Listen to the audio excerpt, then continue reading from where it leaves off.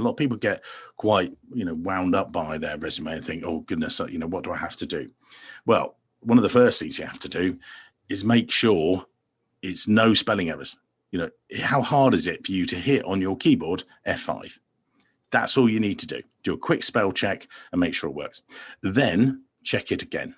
Now, the number of times I see manger instead of manager, I've seen attention to detail with detail spelled wrong. Don't know why spell check doesn't pick that up. Don't use boxes. Basically anything that distracts you from just a nice plain document, which goes through in chronological order about your background is, a waste of time.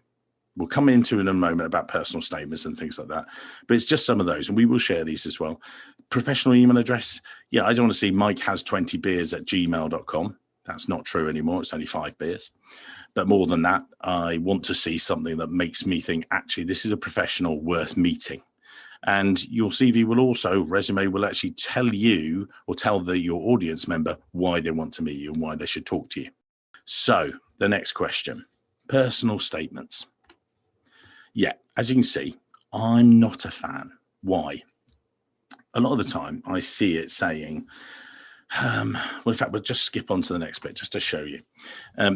What should you have in a personal statement? If we go back here, it shouldn't be something saying I'm a motivated individual with a great attention to detail. I'm a treasury professional. I did this in an audience, and one of the Windy City conferences, and I actually said to you guys, right, how many people have on it cash management?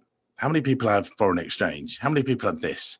And everyone's hands were going up. I said, so you're really unique, are you? And everyone was like, oh, no.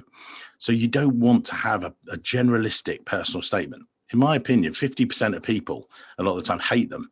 So what you're doing is by putting a personal statement on there saying I'm a motivated individual, you're turning off half your audience. Throw it in the garbage. You don't, in the trash can. You don't need that. What you need is either a cover letter or a personal statement that is adapted and targeted towards your audience. How long should it be?